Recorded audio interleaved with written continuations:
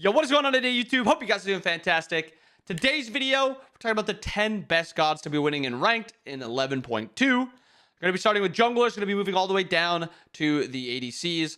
There's going to be about 2 per position. There's going to be a few more gods and 1 specific role because that role is a little bit powerful right now. Let's jump right in. Starting with junglers, you know the one we got to start with, Thanatos. His character's busted. All out, no negatives. He's good early, he scales well late. Very few downsides. There is only like 1 weakness with him, and I think he's not a god that wants to ever like Thor. You can kind of ult in and start fights. You don't really ever want to do that with Thanatos unless you're just absolutely smurfing. But he's an execute character. He dominates early game. And I think his build right now is also very good. I've been a big fan of Boombas on him. I like the cooldown resets. This build, you're sitting at 40% cooldown, 40% pen, a lot of lifesteal. And then obviously you're going Blink Beads. Blink Beads here, think of that as relics. But Thanatos is going to be your first jungler. Second jungler, no surprise. This character is so insane. He is like Thanatos in that he's a very good early game character.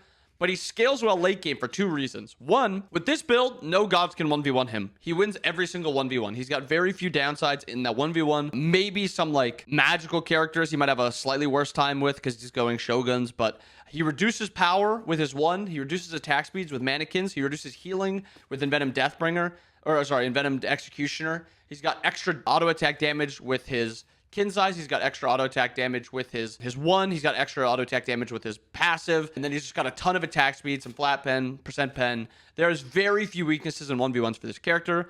And the second reason he scales well in the late game is he's a character that can engage even in late game fights. He can blink start fights if you want to build like a slightly tankier version, or he can blink, pull relics, and then kind of disengage.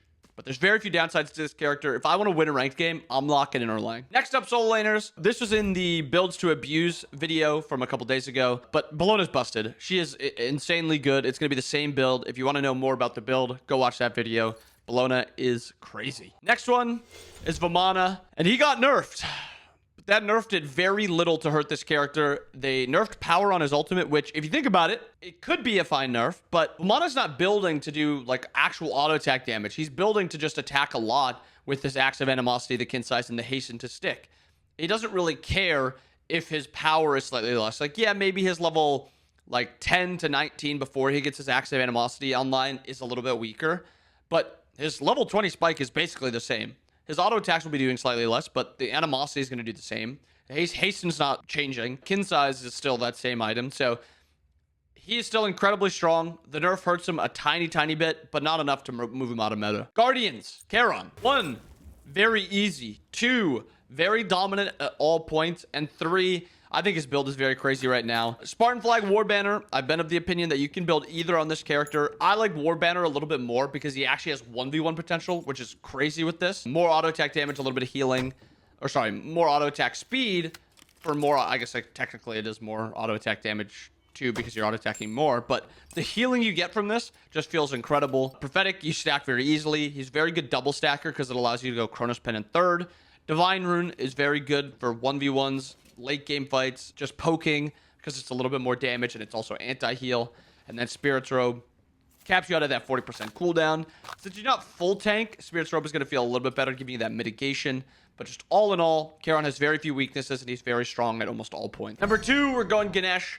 And I'm doing a slightly funkier style of Ganesh build because I think this build would be very good on him. I think this is like the best iteration of Ganesh. Don't go Sentinels. Don't go War Flag on this character. He is like the 2nd best compassion user in the game, maybe 3rd best behind Khepri and Yamoja, and compassion is still absolutely busted OP. Thebes, he stacks faster than anyone else. Just go Thebes. You don't need cloak. You don't need to double stack on him either because you never really should be just like sitting in damage. You're more of a backline support. Eldritch Dagger's crazy when you're popping those relics late game. Reverent Pridwin for just that extra cooldown to put yourself over the edge.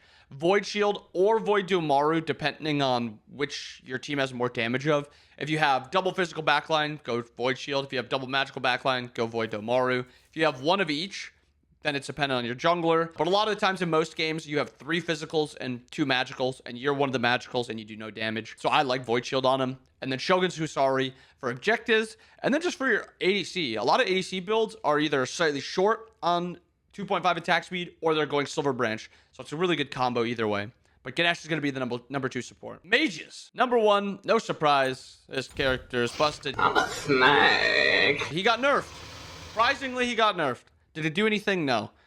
No, it did not. Alternate timeline, Book, Warlock, Staff of Mirrodin, Calamitous, Ratatouille, and Polynomicon. One-shot potential into everyone. Poly gives him a little bit of burst potential into just one person. Alternate timeline gives him survivability. You can also go the Gem of Focus, Book, Breastplate build. I like this one a little bit more, but both are completely fine. This character can build just about anything as long as you have Book of Thoth. And the second one is going to be a little sneakier because I think he's actually incredibly strong after his buffs. Zhong. This is Venenu's build. I never actually ended up finishing which one this was. Sacrificial Shroud. This is Venenu's build, and he has been dominating ranked with it. It is incredible. If you're curious about it, go ask Venenu about why Zhong is as OP as he is, because he is ungankable. He scales well into the late game. He dominates most matchups. He's really good into Hunter mids because he sustains versus poke. He switches up the build a lot every once in a while. Like, he's going Bancrofts first sometimes going Doomorb, sometimes going Book. This is my favorite iteration of it. Sack Shroud into Doomorb to give you a little bit of movement speed when you're diving.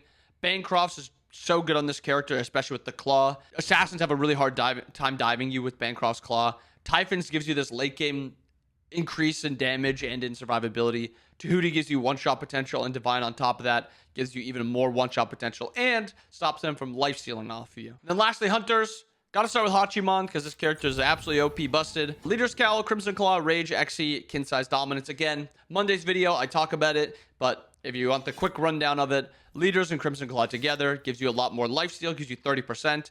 You also get 2 attack speed items from both of these. They both give you very high power, 50-50. And then Leader's Cowl gives you 250 health.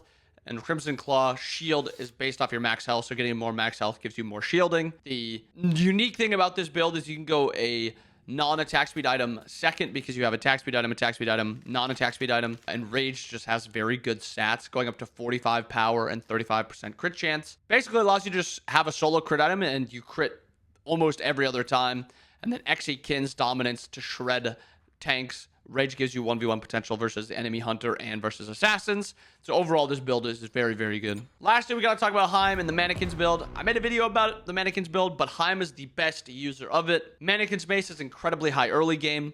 The strength of Mannequins is not necessarily the early game. It's the objective damage without going crit. Mannequins mace, Dev's Gloves. Go Dev's Gloves, please, on this build. Don't go Aussie. Don't go Crimson Claw. You make very good use of the flat pen from Dev's Gloves, and you make very good use out of the lifesteal from just this one item, because Dev's Gloves is as very good as a solo lifesteal item, because it's 22.5%. Aussie's only 15, and then if you're really low, you can get bursted before you can heal up, and Claw's only 15% too. So Dev's Gloves is your lifesteal item for this build. And Venom Xe, obviously need it. Kins, obviously need it. Titan's Bane, it's 4 yellow numbers. It procs on the kin size, percent health damage. It procs on the Odie Bow, lightning, and procs on the Mannequin's mace. And it's also the same reason. You get flat pen from Dev's Gloves. So you get that 15 flat pen on both this yellow number and this yellow number and this yellow number. And then Odie Bow is just a really good finishing item because your single target damage is very good with this build. And this gives you kind of AoE damage, which is very underrated for Hunters. But Heimdall is incredible with this build, and this build is very strong. But there it is. 10 best gods to be playing in patch 11.2. Go win your ranked games with them. Let me know what you guys think. Is there anyone that I missed out on that you think is also very strong currently? Drop your build down below, what god it is. We can talk about it in the comments. But I hope you guys enjoyed it. I hope you guys have a wonderful rest of your day. I'll see you guys again next time. Peace.